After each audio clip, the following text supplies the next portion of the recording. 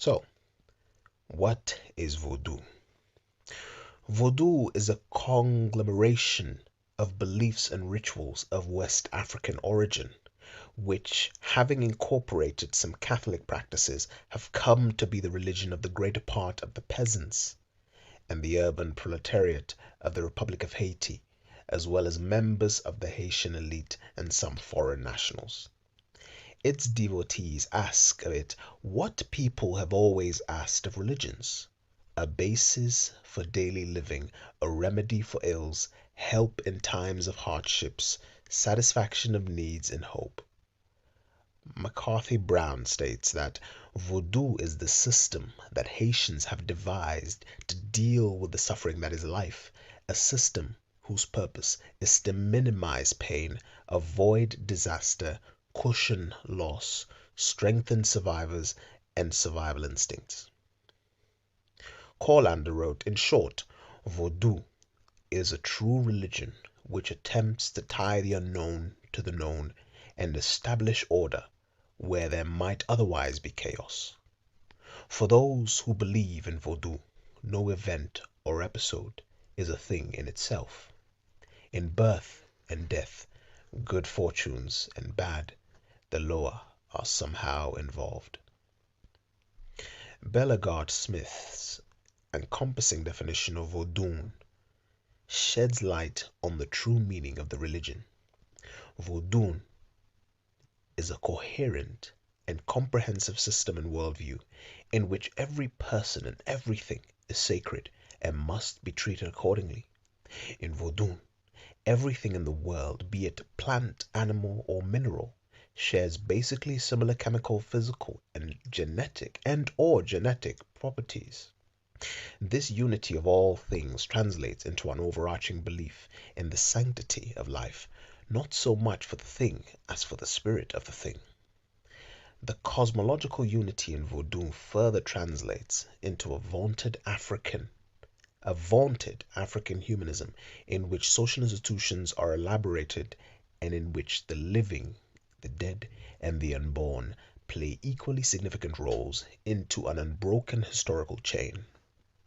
Thus, all action, speech, and behavior achieve paramount importance for the individual and the community of which the individual is part.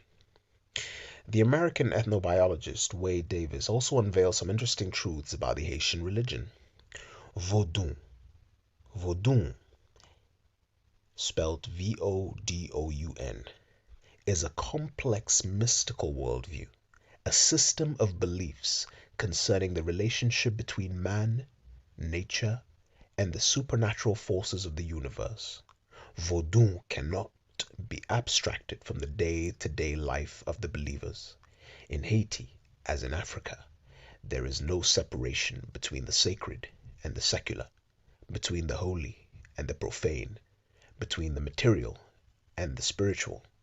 Every dance, every song, every action is but a particle of the whole. Each gesture is a prayer.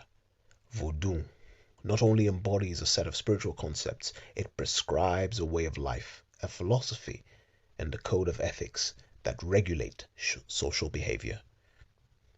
The followers of the ancestral cult refer to their religious beliefs and practices by the phrase "servir loyaux," which can best be translated as serving the spirits. An adept of Vodou, spelled Vodou, simply says, I serve the spirits, which in itself is a revealing statement about the nature of the religion, the importance of withdrawing the self and serving others, and about the spiritual connections existing between living human beings, their ancestors, and their gods.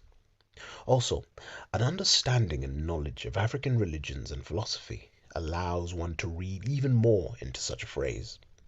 It clearly connects this religion of the New World to the African ethos and worldview.